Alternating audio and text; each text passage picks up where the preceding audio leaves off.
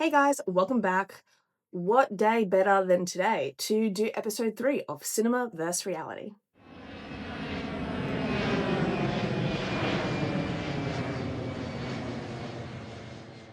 Okay, so today's video we're going to be going through the movie Flight Risk. Now, Flight Risk came out in 2025.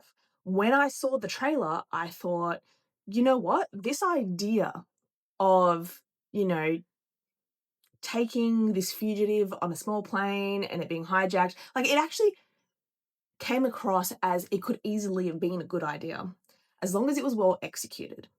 Now, I vividly remember watching this movie and going, I wish I could get back the 90 minutes of my life that this movie took away from me, because it was terrible. Absolutely terrible. But honestly, the acting was terrible, the storyline was terrible.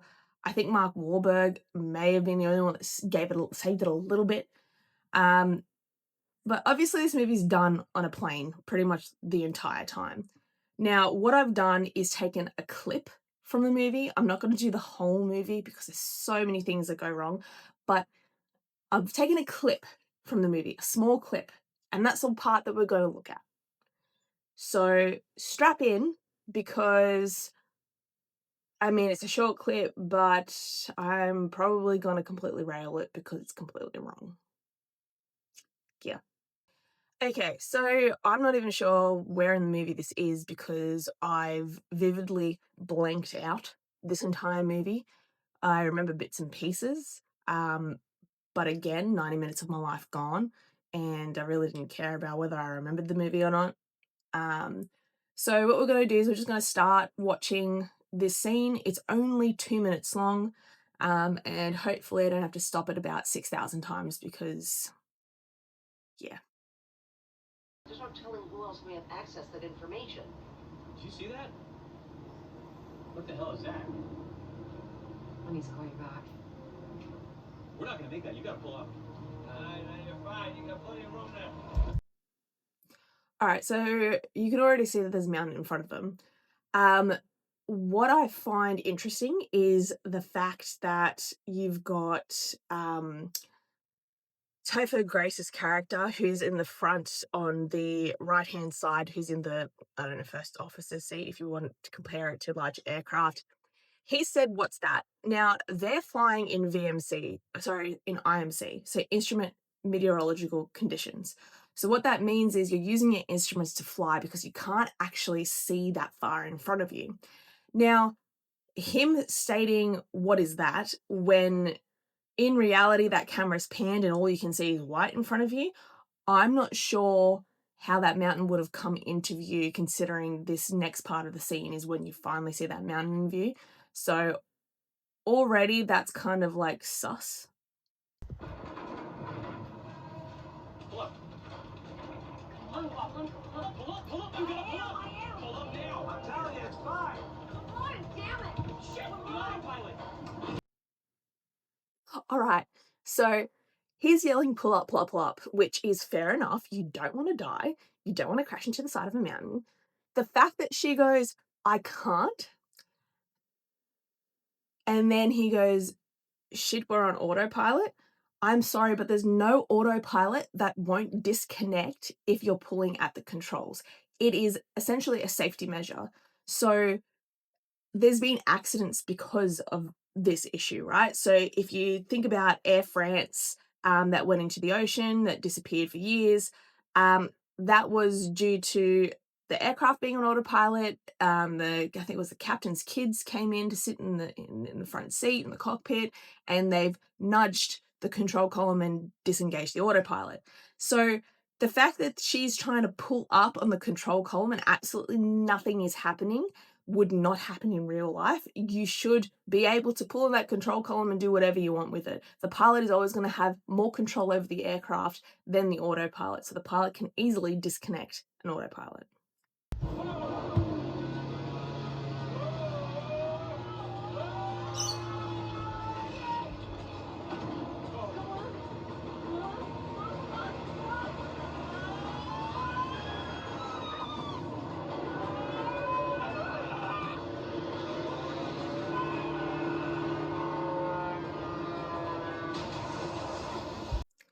Alright, so not only are they showing this mountain, which essentially has rocks at the top of it, you can't really see this peak that has this big fluffy, you know, soft snow. In these conditions on the top of mountains, most of the time the snow actually isn't that soft. It's gonna be rock hard from how cold it is. So, look, the actual snow going outwards, yeah, okay, if you hit it fast enough and flat enough, you could probably get that. They've come up on an angle. Still, I don't actually see how they would have not hit the rocks that were underneath that you've seen in the images just prior. It did flash between multiple different parts of the mountain, which again is really annoying. Like, just show me the one spot that they're going to go into. Um, yeah, okay, so far, not the greatest.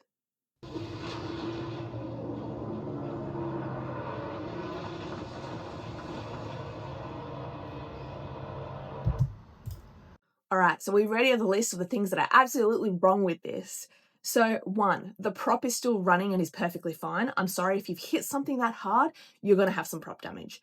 Two, there's absolutely no damage that what I can see to this aircraft. The wings are still perfectly fine. The struts, which hold the wings up, still perfectly fine. Landing gear, still perfectly fine. Everything is perfectly fine on this aircraft. If an aircraft has hit something that hard, you would have significant damage. Now, I know people are gonna be like, "Oh, but they hit fluffy snow." Again, I've just said there's no such thing as fluffy snow at the top of these mountains. You're gonna hit something harder that's gonna cause some sort of damage. And when it does have some sort of damage, you're gonna have issues with your flight controls.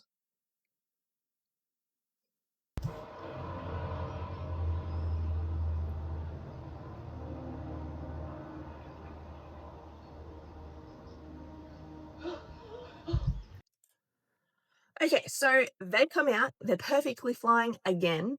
She's not a registered pilot, so the fact that she controlled that whole thing after coming out the other side is a miracle. Um, all their flight controls are still fine. Again, if it started plummeting bottom to the bottom of the mountain again and she somehow recovered, like, that'd be more realistic than just flying straight through it and being like, "Hey, we're all hunky dory, we're all fine." And then not only that, all of the ice and the snow just falls off the aircraft. So, yeah. Also, they've got no injuries on the inside. If you've hit something that hard, you would have, like, you're not wearing any seatbelts. You would have smashed your head on the front of the dash. So there's so many things that are wrong with this whole sequence of events. So I don't think there's anything left of this actual clip. Let me just have a quick check. Oh.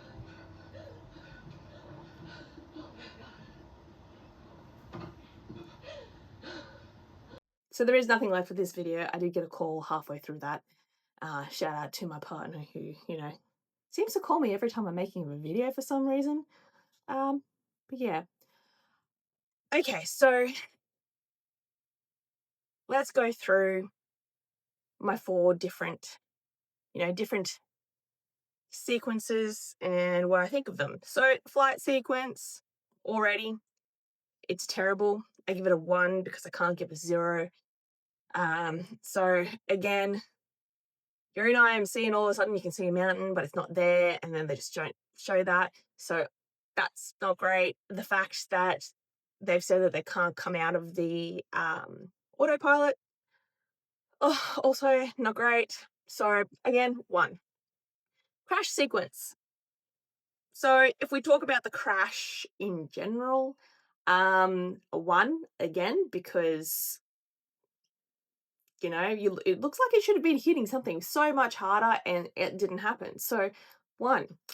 Wreckage. Oh, there was no wreckage, was there? It's just it's hit the side of a mountain and there's nothing wrong with this plane. So again, a 1. And survivability. Again, I'm gonna give that a 1. So yes, that, like, in this instance they've survived, but there's no injuries, no nothing. And in reality, I actually would have expected deaths because you're in the middle of somewhere cold and you've hit the side of a mountain and your plane shouldn't have been able to fly. So it gets a 4 out of 20, which is the lowest score that you could possibly get because obviously I've said you can't get zeros. So yeah, so far the lowest on the list. Hmm. Thanks so much, guys, for watching this next episode of Cinema vs. Reality. Again, if you have any movies that you would like me to go through and review, please make sure to put them in the comments below. Otherwise, I will see you next time. Have a great day.